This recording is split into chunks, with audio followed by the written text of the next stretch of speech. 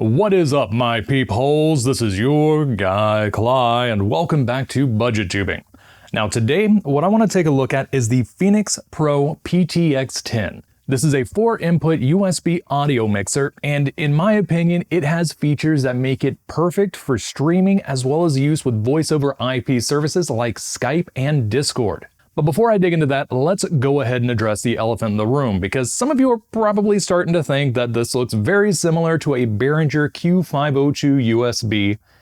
And you'd be right, it has a lot of the same features. Heck, it even has a similar price tag, because the Q502 USB sells on Amazon right now for about $68, whereas this comes in at about the $73 range. But there are a lot of features hiding in this mixer that are not only not seen in the Q502 USB, but also not even seen in this price range.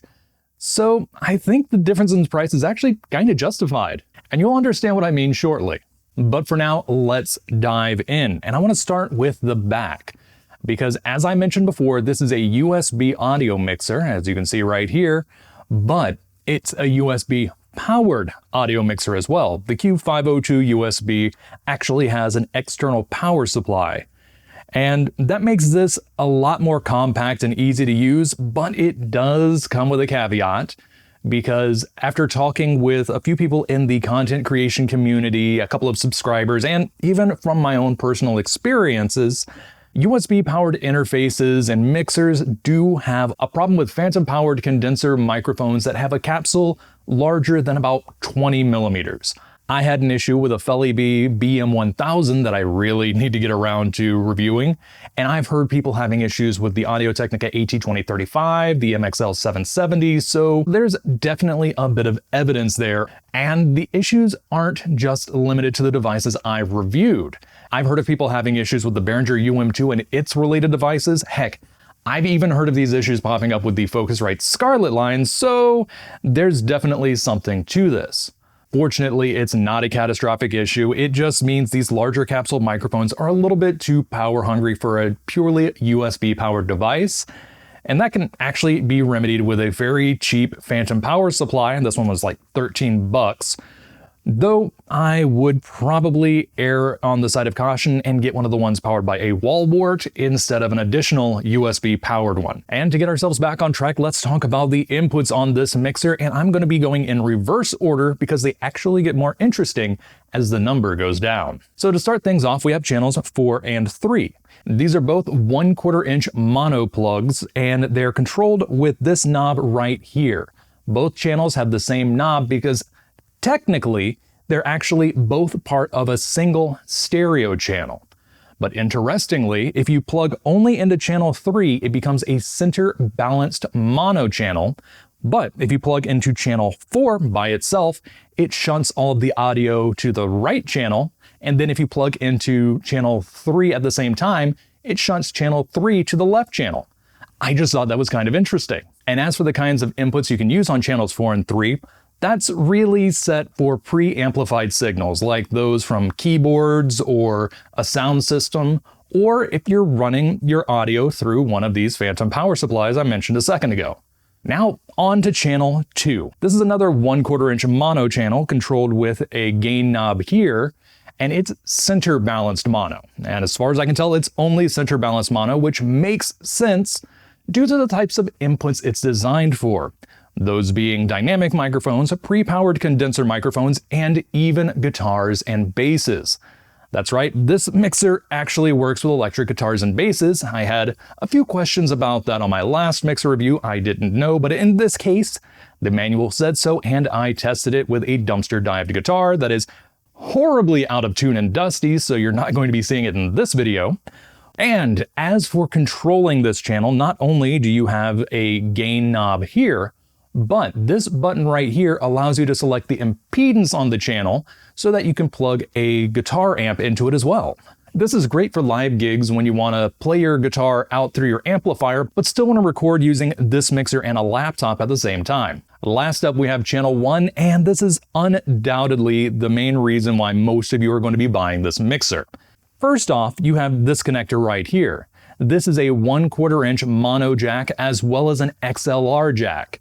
So you can plug in dynamic microphones, pre-powered condenser microphones, guitars. I did test that, though you don't get the impedance selector, so I wouldn't plug your amp into channel 1, as well as XLR dynamic microphones and even phantom powered condenser microphones.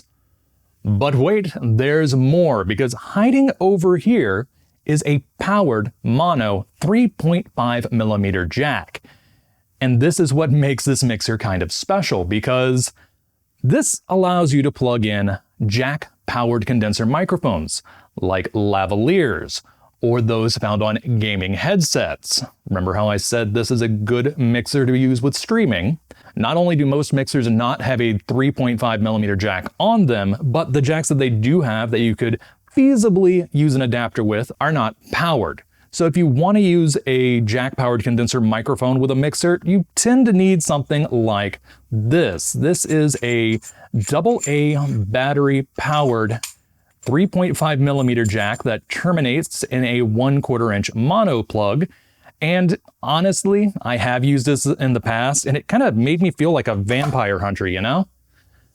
But let's get that out of the way and let you know what you need to do in order to get your gaming headset to work with this. To make that work, you need to have your connector terminate in a mono plug. So if you have something like this little guy right here, which is one of the more common gaming headset plugs, it's called a TRRS connector, or tip ring sleeve. You need to get this down to mono. So you would need to use something like this little adapter right here, which splits it down to dual TRS, or tip ring sleeve, one for headphones and one for microphone, and then take the microphone TRS connector and apply a TRS to TS connector. Now you're ready to plug your gaming headset into your mixer. In fact, there's an additional port right here for the headphone side.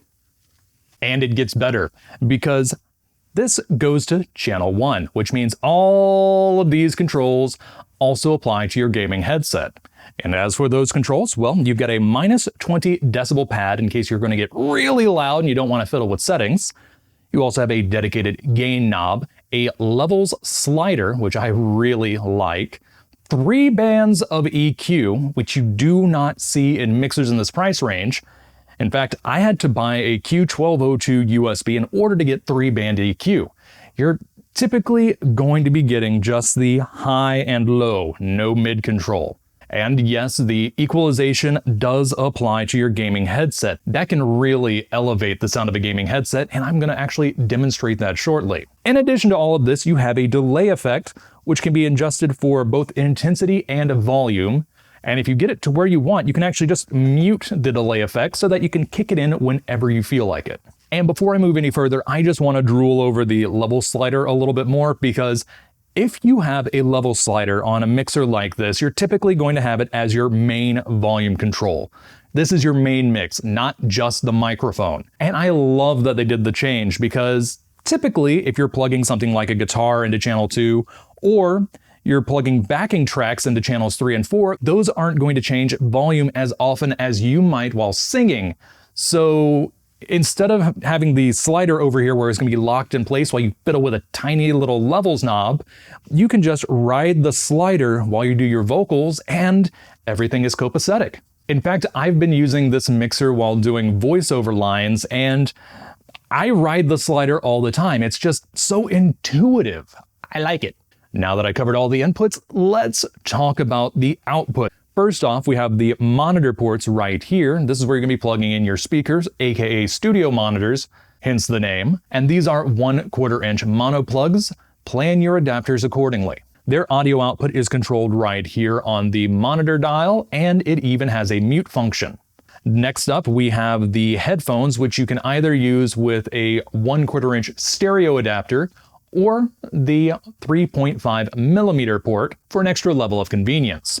The audio on that is controlled by the headphone dial. Surprise, surprise. And last but not least, you can get your audio out through USB into your recording software of choice. Also, if you're wondering about recording resolution, the maximum resolution is 48 kilohertz 16-bit. also known as DVD quality audio. And this is a standard resolution you're going to be getting on mixers like this in this price range and beyond, because even my much more expensive Behringer Q1202 USB is only a 4816. Now that I've talked about pretty much everything on the front of this mixer, some of you are wondering what this little guy is. This is the USB audio playback dial, and it's kind of special. In fact, in my opinion, this is going to be the most important feature on this mixer. This is actually my main reason for saying that this is an ideal mixer for streaming as well as voice over IP, because the USB audio from your computer only comes out through the analog outputs. If you're listening to your PC's audio, no matter what you have this set at, it will not be recorded PC side. So yeah, you can listen to your game audio from this just fine. You can record your microphone to your computer just fine. But unless you do something like the monitor jacks to channels 3 and 4, which I've done, no feedback, it was awesome, or you use an additional piece of software like a virtual audio mixer, you're not going to capture your game audio. And this is huge. And even better, no matter what you're doing with the USB audio, you can still hear your microphone in your headphones. And why am I getting so happy about this? Let me change up the angle and show you. All right, confession time, I don't actually own a Behringer Q502 USB, but fortunately I do own a Q1202 USB, and the feature I'm talking about is in pretty much every mixer in the Behringer line, and that's these little buttons right here. These are what control the USB audio on this family of mixers. If you press this button right here, what you're going to be doing is listening either to your PC audio or to the audio you're inputting into the mixer. So if you want to monitor your microphone, you can't hear your PC's audio, and vice versa. And down here, this controls whether or not your computer is recording your PC audio. So if you have that pressed in, you can hear both what you're putting into the mixer as well as what's going on your PC, but so can your recording software of choice. You have no alternative unless you were to buy an additional mixer, and that's exactly what I did up until I got this little guy.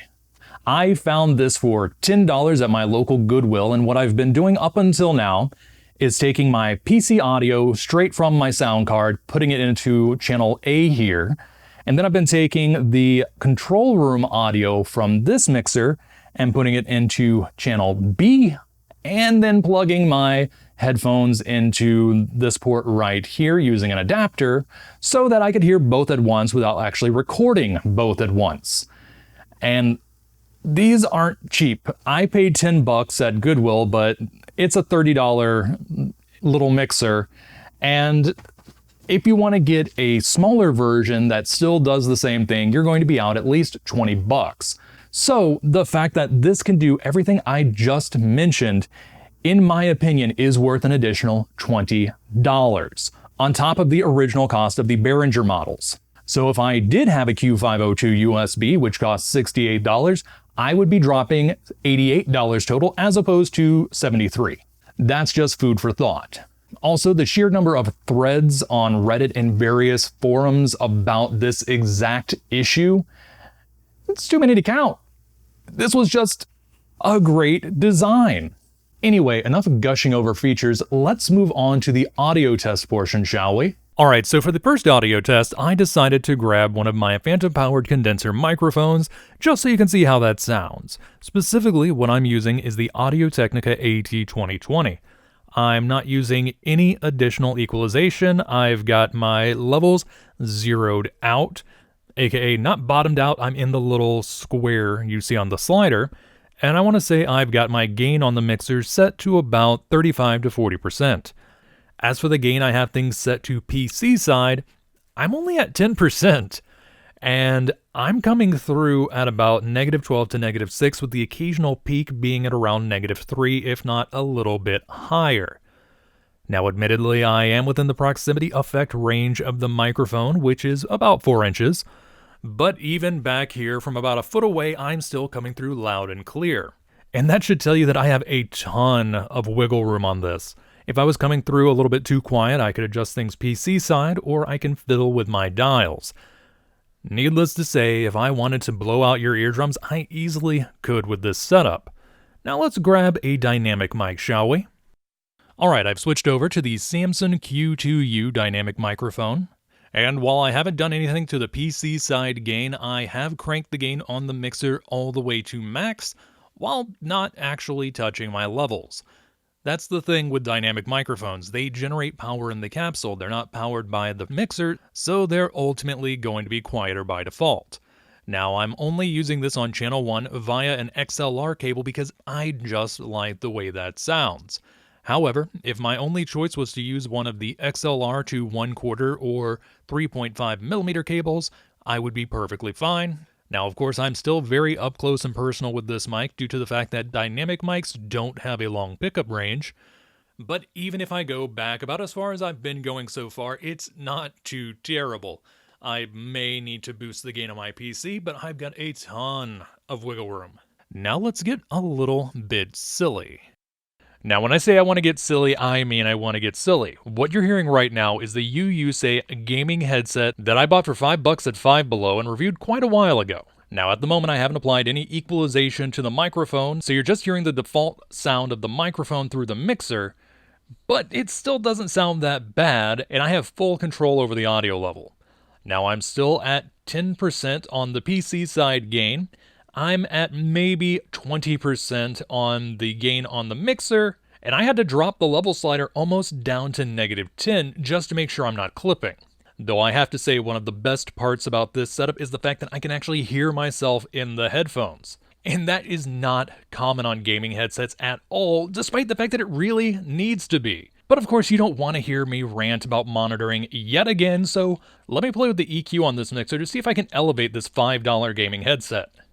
Alright, I did a little bit of tweaking with the EQ. I've got both the high and low at +6 on their dials out of a possible +15. And I haven't touched the mid. Sometimes if you're too heavy-handed on the mid, you're going to get muddy, so I decided not to risk that on my first outing with EQ on a really crappy $5 gaming headset. Either way, I think it sounds a good bit better. It definitely sounds different.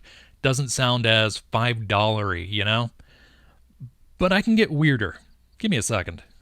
Alright, so for this last audio sample, I decided to get really weird and bust out a set of smartphone earbuds with built-in microphone that I bought at Dollar Tree. And that's why you might hear the occasional bit of fabric shifting just because it's dangling from the earbuds right now. But it doesn't sound half bad when pumped through this mixer, and I've got everything neutral right now. I've got my levels zeroed out on their little box, I've got my gain set to 50%, and I'm still coming through loud and clear. In fact, I kind of want to push another 10% or so on the mixer, but at the same time, I'm probably risking clipping at that point. Now let's do the part where I add in the equalization. Alright, so I set the high band EQ to +6, and same with the low band. I tried adding a little bit more bass, but I ended up creating a feedback loop due to the very cheap nature of these headphones. But at the same time, it still doesn't sound that bad. Anyway, that's all the mics I'm going to be throwing at this mixer for now. And I'll fully admit, a couple of those were extraneous, but they're working to drive my point home. That this mixer is definitely one to keep in mind when you're looking for something for streaming or voice over IP. I mean, you can effectively mix minus Discord, and there are so many people looking for information about that. And you better believe I'm going to be adding that to my keywords. But anyway, until next time, this is your guy Kalai, signing off.